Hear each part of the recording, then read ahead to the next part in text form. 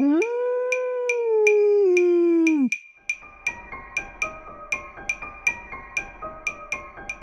Êtes-vous prêt à voyager des frontières de vos peurs aux limites de vos rêves, à rencontrer des mythes et des légendes, des diables et des anges, à vous laisser conduire sur les chemins de l'étrange? Arcanum Fabulas. Saison 6.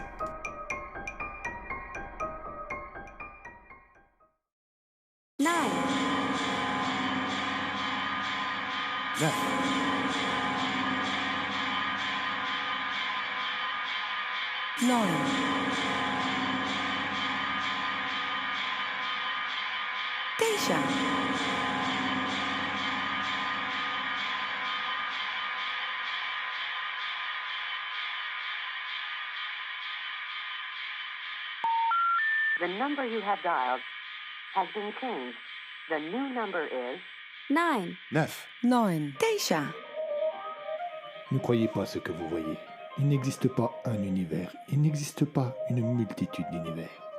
Il y a 9 mondes parallèles.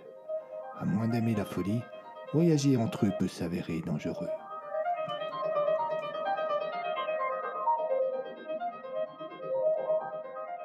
Les 9 parallèles.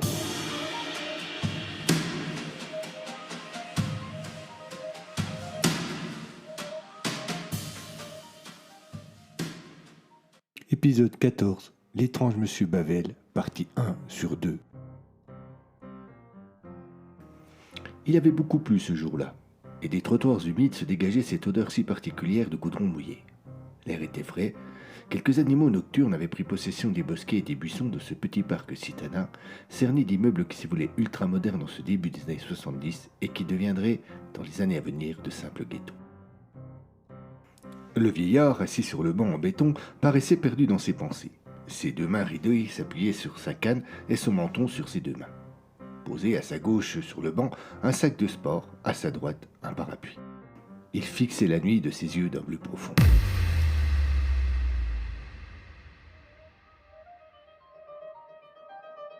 Monsieur Bavel a eu une vie mouvementée. Il a fait des choix que parfois il a regrettés, et ce sont ces derniers qui l'ont conduit ici ce soir. En cette fraîche nuit d'avril 1972, dans une grande ville anonyme du nord de la France, dans un parc perdu au milieu d'un quartier impersonnel, il a un rendez-vous. Un rendez-vous dans un parc cerné d'immeubles, un rendez-vous en plein milieu d'une des 9 parallèles.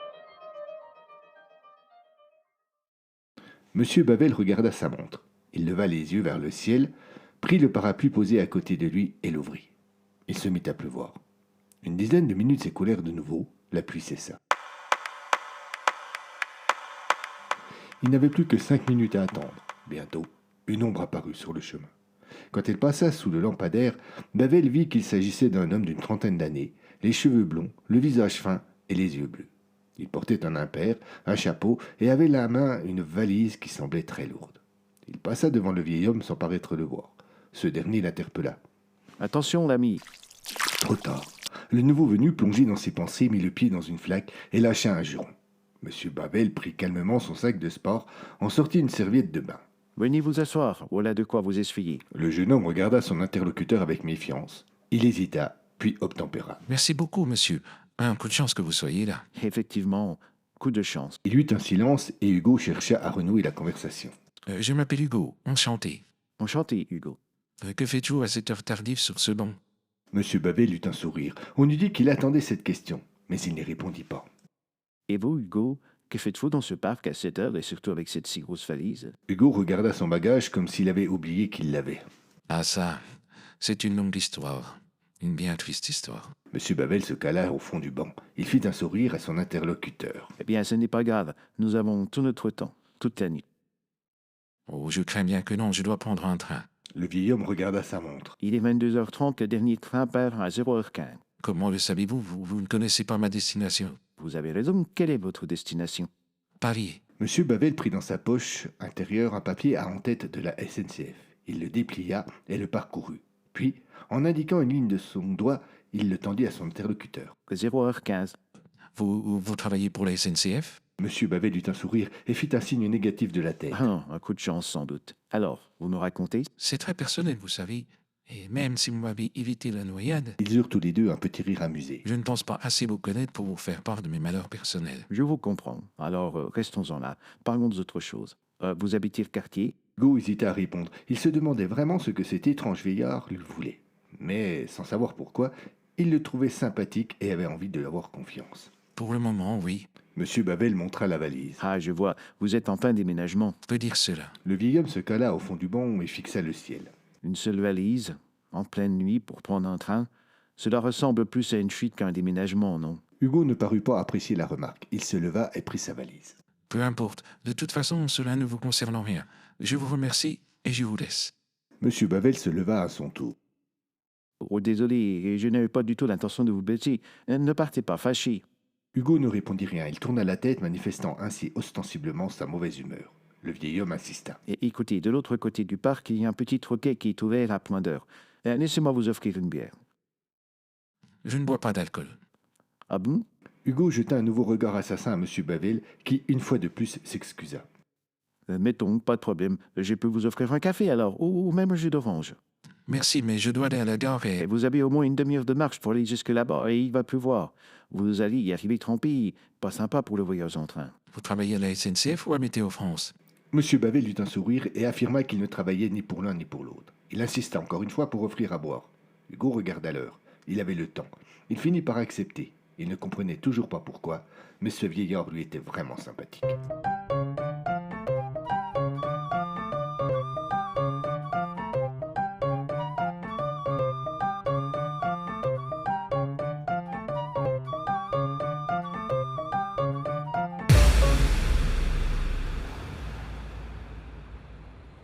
Les deux hommes abandonnèrent le banc, prirent le petit chemin en évitant les flaques et remontèrent en direction d'une petite fontaine qui se trouvait au milieu du parc. Monsieur Babel y marqua une pause. J'aime beaucoup cette fontaine. Je la trouve Il hésita. romantique. Très romantique. Hugo parut gêné par cette remarque et le vieil homme put lire directement un vrai malaise sur son visage. Quelque chose ne va pas? Non, non, rien. On peut poursuivre? Bien sûr, mais vous n'êtes pas d'accord avec moi? Pour... La fontaine. Nouveau malaise plus prononcé encore du jeune homme, qui insista. Nous allons boire un coup ou pas? Oui, Répondit Babel. mais quand vous m'aurez expliqué pourquoi cette fontaine vous met si mal à l'aise. Et pour prouver sa détermination à obtenir une réponse, le vieil homme s'assit sur le bord de la dite fontaine et croisa les bras dans un signe manifeste d'attente. Hugo soupira. Il s'installa à côté de monsieur Babel et se frotta le front. C'est ici que j'ai fait la connaissance de Marie. Marie? Ma femme. C'est ici que je l'ai rencontrée. Ah, vous vous êtes marié? Oui, Répondit Hugo après une courte hésitation. mais je n'ai pas envie d'en parler. Ok, Enchaîna monsieur Babel. on ne parle pas de votre mariage, mais juste de votre rencontre avec Il fit semblant d'hésiter. Marie. Hugo toisa le vieil homme, semblant hésiter entre colère et résignation. Il opta finalement pour cette dernière. D'accord, vous avez gagné. C'était il y a 20 ans. J'avais 17 ans et elle 15. À l'époque, je voulais devenir comédien et je faisais partie d'une troupe de théâtre amateur. Le jeune homme s'interrompit. Les yeux dans le vague, il replongeait dans ses souvenirs. L'un d'eux lui arracha un sourire. Oui, et alors? Interrogea monsieur Babel après avoir respecté le silence de son interlocuteur pendant quelques secondes. Oh, alors, je n'étais pas bon, même si j'étais persuadé du contraire. Bien, bien, on ne peut pas toujours être bon, mais le rapport avec Marie. Je venais ici chaque jour pour apprendre mon texte, et comme j'étais pétri de vanité, attitude presque normale à 17 ans, je tenais à ce que tout le monde sache précisément ce que j'étais en train de faire. Alors, je déclamais, et j'allais m'asseoir là-bas, Il désigna un banc en face de la fontaine. et je déclamais en me donnant un air important. Montrez-moi. Pardon? Montrez-moi. Je ne sais pas qu'est-ce que vous voulez... Oh, il y a bien un texte dont vous vous souvenez. Montrez-moi. Hugo hésita. Il regarda monsieur Babel, le banc, de nouveau monsieur Babel, et un sourire d'enfant s'installa sur son visage. Il se leva et alla s'installer sur le banc. Il commença à bafouiller une phrase, mais éclata de rire. Monsieur Babel feignit la colère et gronda. Enfin, un peu de sérieux. Pardon, pardon, je me concentre. Hugo ferma les yeux et prit une grande respiration. J'ai souffert souvent. Je me suis trompé quelquefois. Mais j'ai aimé. C'est moi qui ai vécu, et non pas un être factice créé par mon orgueil et mon ennemi. Et Ah, zut, je ne me souviens plus de la suite. Mais c'est pas bad du tout, hein. Et Marie dans tout ça? Un jour, j'avais oublié que j'ai dormi dans un parc et que je me pensais sur une scène. Une jeune femme qui passait par là s'est arrêtée. Elle m'a regardé, surprise, puis amusée, puis intéressée, et elle a fini par applaudir. Cela m'a ramené à la réalité illico, et j'ai vu son sourire, ses yeux noisettes, et j'ai rougi bêtement. Hugo affichait un sourire benet, et M. Babel, curieusement, avait le même.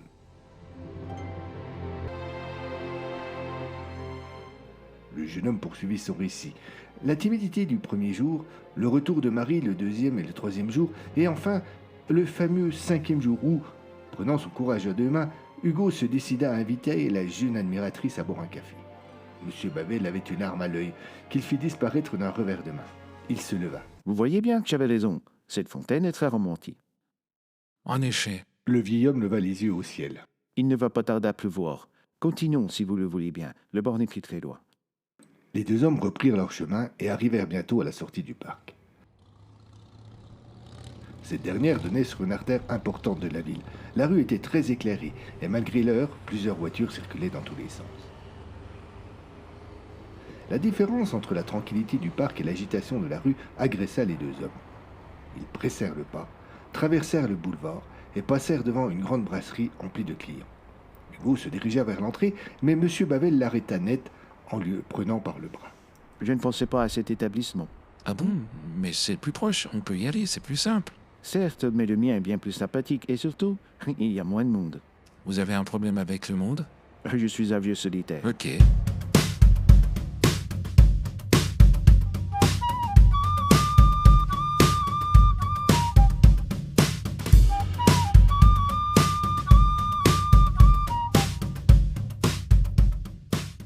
Ils remontèrent le boulevard en devisant de lieux communs tels la pluie ou le beau temps. Rien dans cette conversation n'était de nature à créer la moindre émotion ou le moindre lien. Et pourtant, Hugo éprouvait de plus en plus de sympathie pour cet étonnant personnage qu'il avait rencontré par hasard. Il faut avouer que M. Babel était agréable. Il ponctuait ses phrases de sourire, se montrait attentif aux paroles d'Hugo et ne manquait pas un bon mot. Ils bifurquèrent dans une plus petite rue.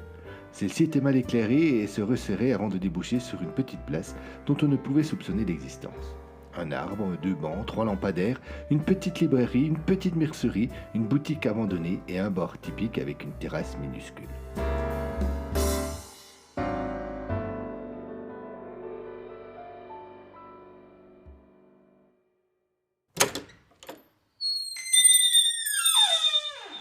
L'intérieur n'était pas beaucoup plus grand. 5 tables en bois foncé, bien abîmées, quelques chaises du même acabit, une vieille banquette usée et un bord immense derrière lequel se tenait un grand gaillard à la moustache fournie et aux cheveux rares. Il salua les deux arrivants d'un grognement peu accueillant.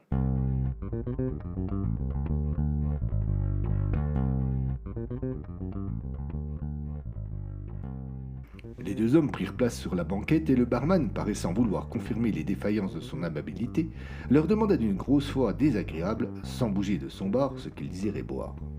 Hugo demanda une bière et M. Babel opta pour un whisky. Les deux hommes reprirent leur conversation anodine. Ils venaient de commander un second verre lorsqu'un couple entra.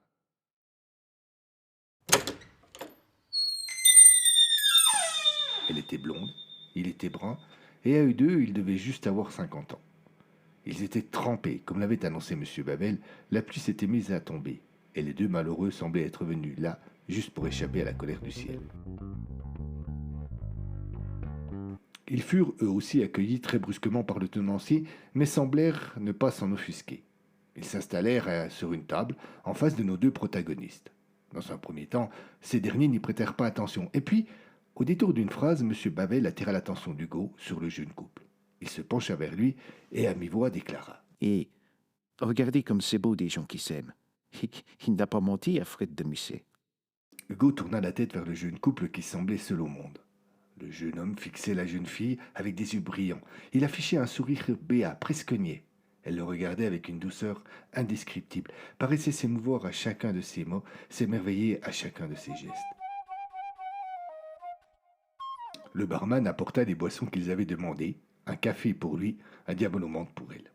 L'espace d'un instant, les deux amoureux revinrent sur terre, mais la mauvaise humeur du barman, qui exigea de manière à peine polie d'être payé de suite, ne put effacer leur bonheur.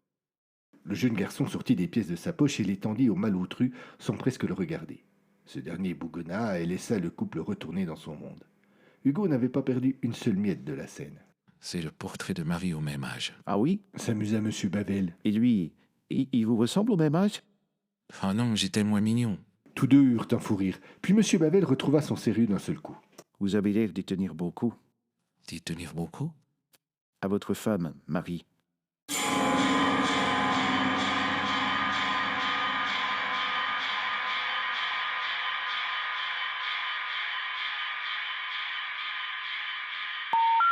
The number you have dialed has been changed. The new number is 9, 9, 9, 9. Les 9 parallèles. À suivre.